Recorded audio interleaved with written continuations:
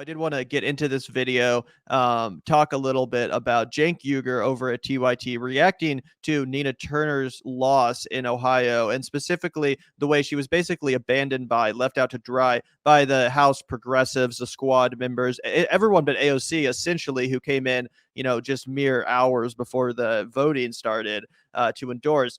Let's take a look at this video. I thought this was really interesting, and I want to break down the state of kind of the whole Justice Democrats idea as well, because there's a lot to break down there. So let's call it what it is, because we're in the news business and we're honest with you guys. What progressives in Congress did to Nina Turner was a betrayal. And they betrayed her. Why? Probably because they were largely scared. Yeah. And don't get me wrong, they're not doing it flippantly, and they're not doing it because now they're all of a sudden stuck up, etc. They're doing it because and I know this for a fact, there's significant threats behind the scenes. But you know what? That's when you require courage. And that's why you were sent there. Yeah, and so John makes a great point, and I've got to say this. Look, the point of Justice Democrats when we formed it was to build a brand that was strong progressive fighters. And they stuck together and they became a squad, right? And then they built on their power by making sure that they were united. And they fought back against the establishment. But if I'm being honest with you, and that's all I ever do, now they're at a point where they're in retreat. And they've lost what it appears to me from the outside, their will to fight. So yeah, from time to time, they'll do fantastic things.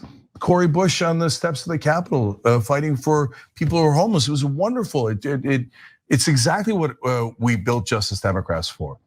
AOC, when she did the original sit-in in Nancy Pelosi's office.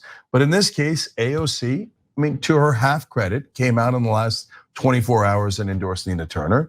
Is that a little too late? Of course it is. But at least she did it for whatever it's worth, right? But she could have been rallying. She could have been giving speeches. Of course, guys. Why? Because behind the scenes, Democratic leadership is intimidating the living crap out of them. Okay, I know it for a fact. So I'm not saying that all of them aren't in a tough spot. They are in a tough spot. But that's when you got to stick together and fight. And why did I back Nina Turner so much? Why did I put everything into Nina Turner? Why did you guys put everything into Nina Turner? Because in Nina, we see a fighter. And by the way, we're loyal and we have principles. And I'm with Nina when she's up and I'm with Nina when she's down. Why? Because she's true.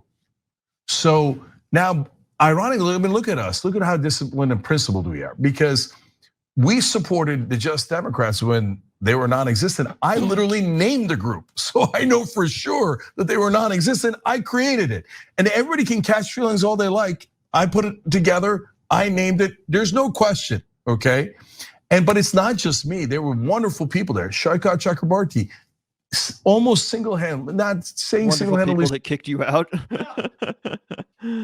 Anyway, yeah, we'll keep watching this because it continues to get more and more intense. But I think the real thing that we have to talk about, the real thing worth noting here, especially as it relates to Cenk Uygur, is really what he's referencing, the total disintegration of the Justice Democrats' theory of change. Because the point of Justice Democrats wasn't just like, let's run for Congress as progressives. It was to replace incumbent Democrats with progressives, with anti-corporate progressive leftist candidates. So, that's why AOC took on Joe Crowley. That's why Cori Bush took out William Lacey Clay. It was about primarying incumbents. That was the model of change. That was the theory of change. And here with Nina Turner's race, because of the fact that basically all the squad members, except for AOC at the very last minute, basically what they did was they refused to continue down the road laid out by Cenk Uygur, Kyle Kulinski, and the whole Justice Democrat project, which was exactly what I said: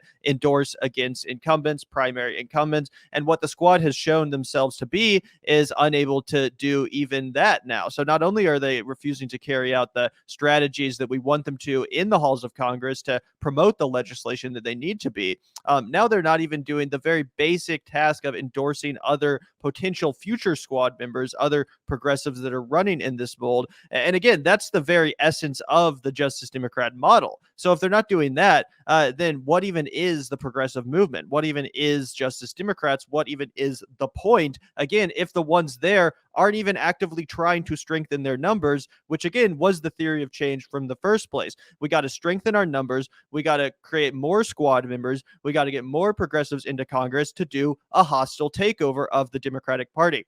If Ilhan Omar, if Jamal Bowman, if Mondaire Jones, all Justice Democrats, if Ro Khanna and Pramila Jayapal, Justice Democrats, are refusing to get involved in these races, such as Nina Turner's, if they're refusing to endorse against incumbents because it's uncomfortable, then they're no longer even progressives. They're no longer even Justice Democrats themselves, because that was the whole point. That was the whole idea. Again, that's why AOC primaried Joe Crowley in the first place.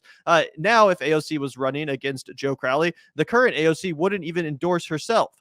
So that's the problem we have, and that's what Cenk Uygur is basically having to admit here. We'll continue watching because it gets even more intense, but it's pretty interesting to behold. Yeah, and not only would AOC not endorse the AOC going up against Joe Crowley, and not to sound like a broken record because I bring this example up a lot, but I just think it's important. She would literally send a check to the people that she was running against. $5,000 she sent out to multiple candidates, including Tom O'Halloran, who was a piece of shit dino that Eva Putsova ran against, right? She literally sent money to him as well. And so and this idea that and Cenk, through all of his rage, is still really playing softball with the squad because he knows he's conditioned his audience so much to defend them at all costs and to not want to come against him. But he's kind of in a rock and a hard place where he's more tight with Nina because she works on his network, and so he's got to defend her to some degree. And she did get royally fucked by the squad members. But this whole idea that he's playing with kids' gloves is like, oh well, there's a lot of there's a lot of pressure on them. There's a lot of effort by the Democratic leadership to make it really hard, and they're being threatened, and they're doing like, what the fuck did you think was going to happen when you sat down and do all this shit? AOC knew from jump because she talked about it, guys, in 2018 when she was running for Congress, and she would go on all kinds of progressive media shows, when she was filming Knock Down the House, when she was just Sandy from the bar, guys. She talked about all of this. She knew exactly what she was up against. So I don't have any time for this. I don't have any sympathy. I don't have any tears to shed when Nancy Pelosi is mean to her, when Nancy Pelosi talks about how she's going to make her career harder. Do you know whose careers are fucking hard? All the working class people in your district and around this goddamn country. Way fucking harder than being a congressperson. See if you want to trade places with them, okay? There's a lot of hardworking fucking people in your district and all over this country that need this shit now, and they don't care if your feelings get hurt. Their feelings get hurt every single goddamn day at work when their horseshit boss rains hell down upon them, right? And they don't have $140,000 in a pad in New York City to crash out to recharge. It's too much, but he was so critical, and Corbin Trent so critical in helping AOC win her election. And where are they? They're not in Congress anymore. They've been removed. So no, you can't say I don't want to be with the people that brought me. So when they were down, when every one of them was down, we were there for them. And more importantly, 1,000 times more importantly, you were there for them, right? But now when they're up, right, and they're fancy Congress people, etc., we're saying, hey, listen, like if we were ass kissers, if all we cared about was what everybody else in Washington cared about, power, all power, I'd be telling you, oh my God, they're amazing, they're the best, because they're now up, and they're celebrities, they're famous, right?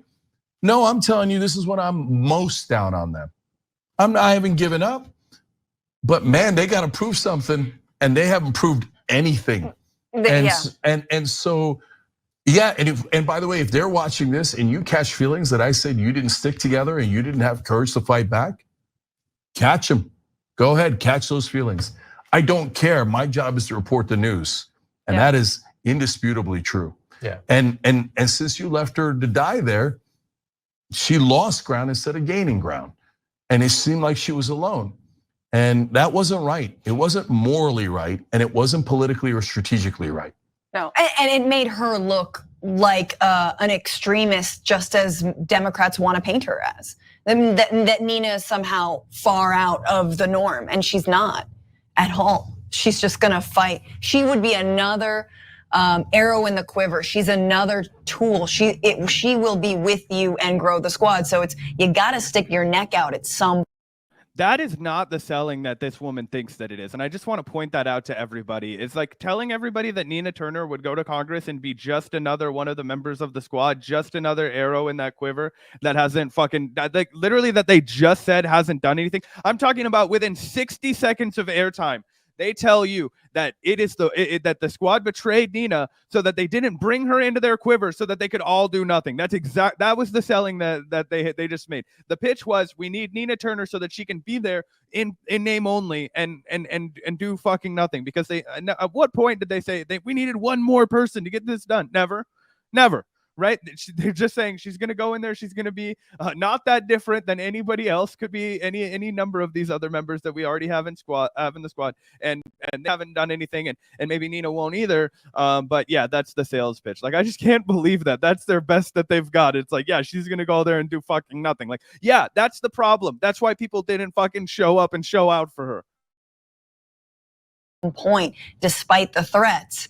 Because you know you're going to grow your ranks if you throw down with someone like Nina. Yeah. Now, look, there's 10 just Democrats, but there's a core 6 that are considered kind of the squad, right? So there's the original squad, and then Jamal Bowman and Cori Bush. And again, they're wonderful people. They mean well, and they're kind of new at this, so they don't.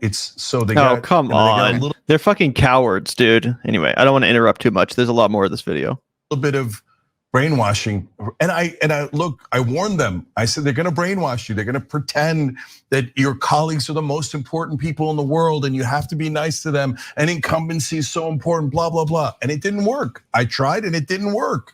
And so I would have rather had those 6 stick with Nina, fight all the way, and then lose even their seats, than to not stick together and get picked off one by one eventually. Yeah. Right.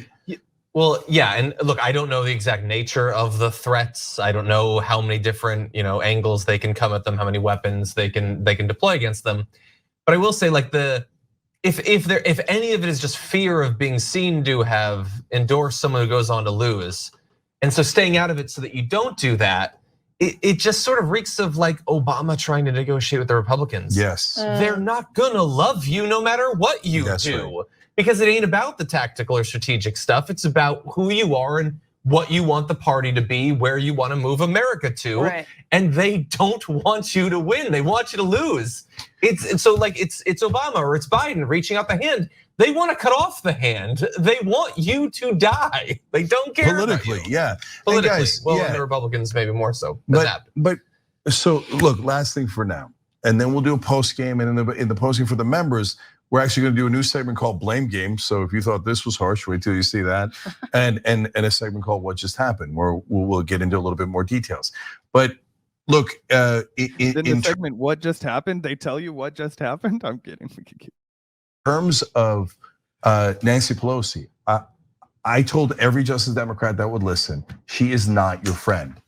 Politically, it's not personal. Then why? I just have to say that is a little bit ironic, considering that you actively encourage them not to force the vote, not to vote against Nancy Pelosi. I mean, if Nancy Pelosi is a threat, if Nancy Pelosi is not their friend, then why the fuck would they vote for her to be Speaker of the House for the 3rd time? That makes no sense at all. Politically, she's your opponent. She's your enemy. She is going to try to make sure that the corporate Democrats win. How do I know that? She raised $1 billion. You don't raise $1 billion over decades. And also, like Zach said, AOC is also out here giving money to corporate Democrats. At what point do we say maybe she's not our friend? Maybe none of these squad members are our friend because they didn't actually get involved in this race where it matters, and they're actively helping corporate Democrats get elected instead, funneling donation money into the pockets of corporate blue dog New Democrat kind of candidates. I mean, none of these people are our fucking friends. That's the problem here. Some of them are slightly better than others, sure, but none of these people are our fucking friends. Tom O'Halloran literally left the Republican Party in like 2014, guys. I'm not kidding. Let me read you this from Aladopedia. In 2014, O'Halloran left the Republican Party. Okay, there you go. Proof is in the pudding. That's the guy AOC sent a fucking check to. Okay, and a bunch of other candidates. I just happen to have personal beef with that guy because I really enjoyed the candidate that ran against him. But it's absolutely asinine. Of course, she's working with them and against us. This is 100% the case. And she made it 100%. She made it completely clear, guys. Which side is she on? She's on that one. because you aren't corrupt. Corporations and all those PACs and all those lobbies, they got a return on investment from Nancy Pelosi. She is not your friend. And they first come in and they get celebrated and they get into a sense of like, maybe she is my friend.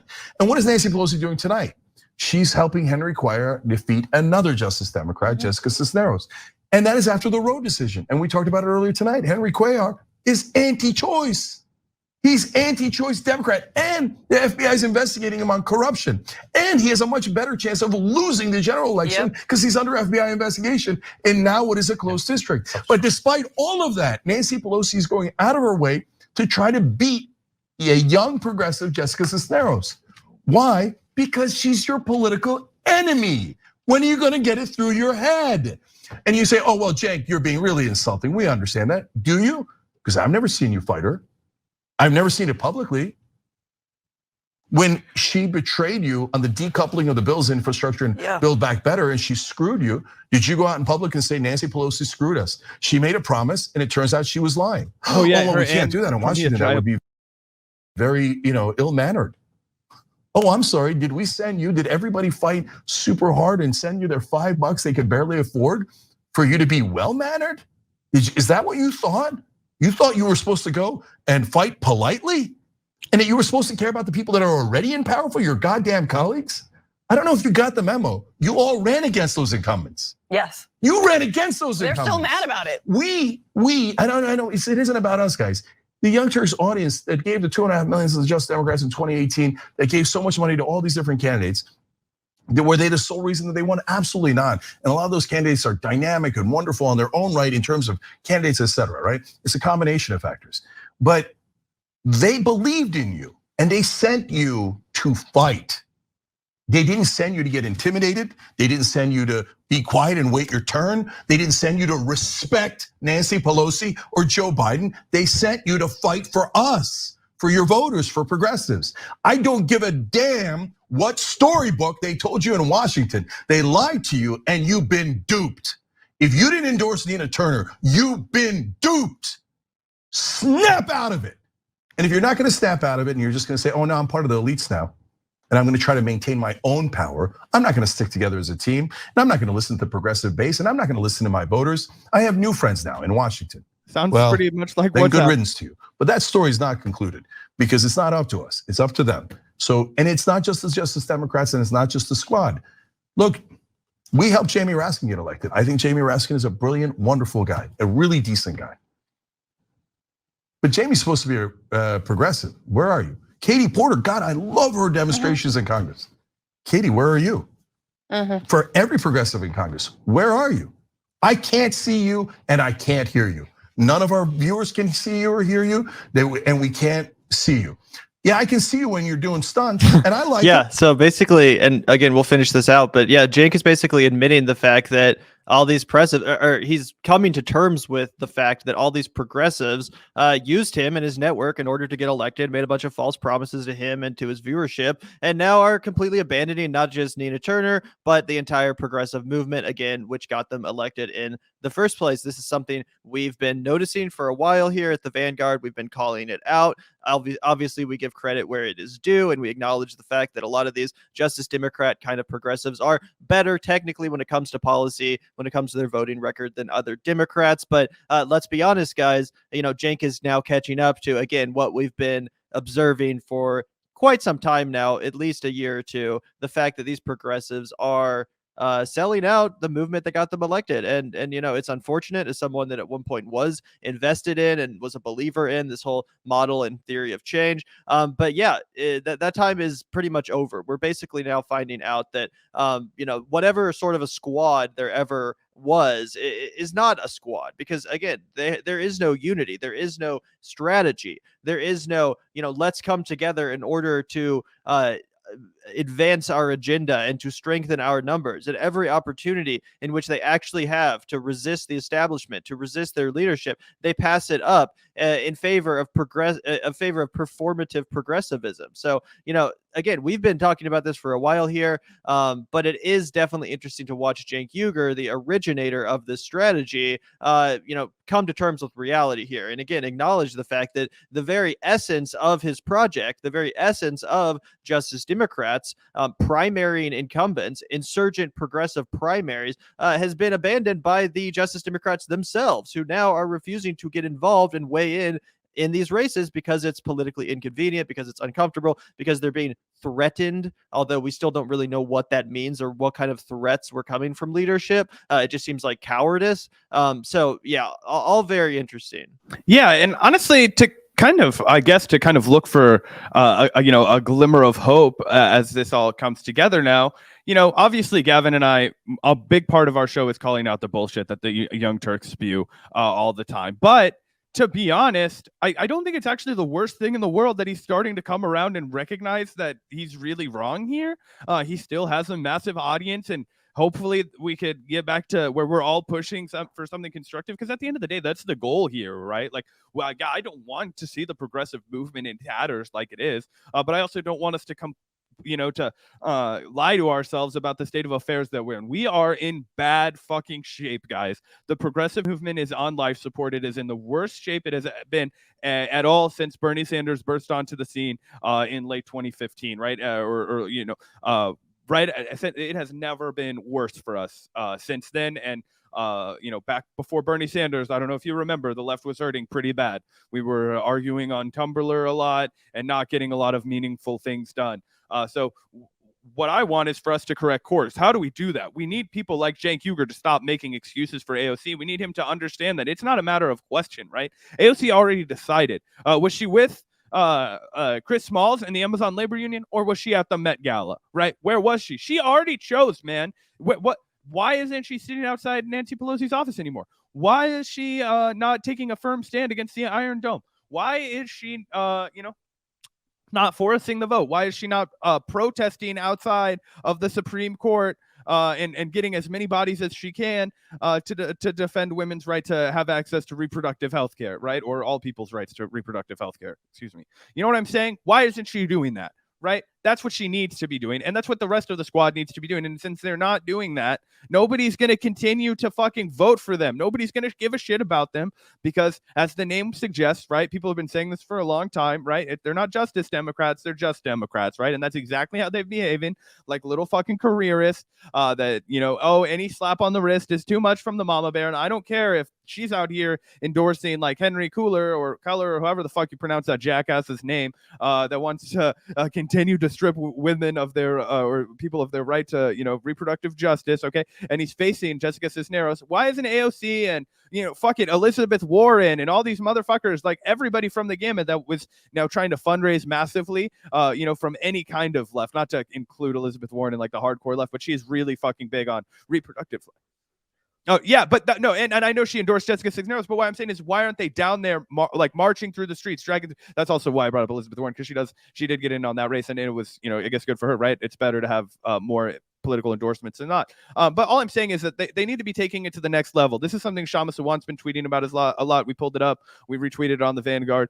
There needs to be movements now, guys, and they need to be massive and they need to be sustained, right? That's the other element of this, is the sustained movements, okay? We did everything right. I mean every single motherfucker that got out in March, in May of 2020 for the George Floyd for defund the police movement, except we needed to be more sustained, guys. The energy was lost too fast to cause real fucking problems and push legislation through. The machine kept grinding and people lost interest, unfortunately, and it just wasn't sustained enough. That's where political leaders come in. They help keep the movement going in those tough times, and that's what we need from people like Bernie Sanders, like the squad, like everyone else. Since we're not getting that, we can tell that they aren't serious. So that's why people are saying, well, I guess we just need to establish our own movement leaders, because if the elected officials that we have aren't going to play both roles, then we just need to focus on getting people into the streets and causing problems on our own. because that's the only way that we can tactically improve at this point. So, not that Cenk's 100% there, but he's like 50% there. His cake is half baked, and I'm rooting for him, man. I hope he sees the light. And I think they're good, PR opportunities, and I think they get good credentials for and credibility for progressives, and I appreciate it. And we give you credit for when you do wonderful things. But when you hide and you don't back fellow progressives, well, no, then we don't see you. Except now, here you are, and we all see that none of you stepped up for her. AOC in the last 24 hours, and somebody from Cori Bush's team leaked that she voted no on the Chantal endorsement. Yeah. That's it. That is super sad. So, hey, listen, we've done our part. Don't come asking for more, support from anybody in the progressive base. Yeah, sure. There's plenty of other people in the progressive base that aren't us, that aren't TYT, that isn't in our audience. Have at it. Just to be honest, though, it's not just them asking for money. It's also you asking for money, Cenk. You emptying the pockets of your viewership in order to continue this quest, this doomed quest to take over the Democratic Party through the House of Representatives. Cenk admitted the other day on air that over $200,000 or $300,000 were spent by his rebellion pack, trying to put out these commercials for Nina Turner, these pro Nina Turner commercials in the district that she was running in. Again, he has this rebellion pack that's associated with TYT that constantly solicits donations from his audience, constantly is trying to convince them that, this is the way to win. This is the way to overcome the media bias against progressives. So it's actually not just people like AOC and people like Ilhan Omar and all these squad members that continue to ask for money to get elected and to continue this, again, pipe dream of a Justice Democrat takeover. It's Cenk Uygur and TYT themselves that are continuing this fantasy. And maybe that'll stop now.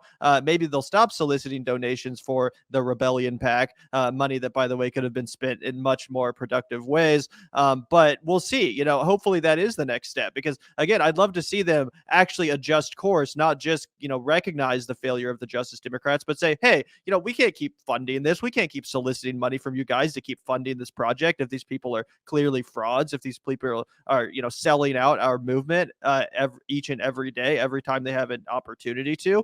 I think that's totally outrageous. And again, it's great to see Cenk, as you said, Zach, we'll give him credit for actually calling these people out for once. But let's be honest, it's time to adjust our strategy too. And that means we stop soliciting donations from our audience for Rebellion PAC, which, is kind of a grift anyway. But we stop soliciting money. We stop emptying the pockets of this movement for this doomed quest, this failed project. That's what I would say to Cenk, ultimately. But I do want to play this out, unless you had anything to comment specifically on that front, Zach. Oh, I was just going to say that I'm sure he has it all outlined in his new book. Just wait, pre-order it now.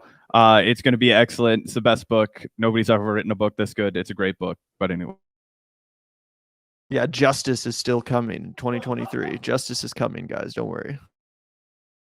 Now you guys are all famous, so you probably don't need us. Enjoy your fame, enjoy all the things that you have. But if you'd like to turn around and you'd like to fight for us, we'd love to have you back. But if not, what am I going to do? It's not our choice, it's their choice. But did they do the wrong thing in this race? There is no question about that. They left one of their own on the field without them. And that was heartbreaking. And it was like how he turns on his wrong. Vin Diesel We welcome every time that he wants to talk seriously to the, we got a big heart for all these. I don't know. He's just he gets so solemn and deep voiced and why are you doing this, Cenk? That was heartbreaking, and it was strategically wrong. We welcome a change of mind, and we would love to have you back. But until then, what have you done for us lately? Well, not very much at all. Dickie McGee's Not very much at all.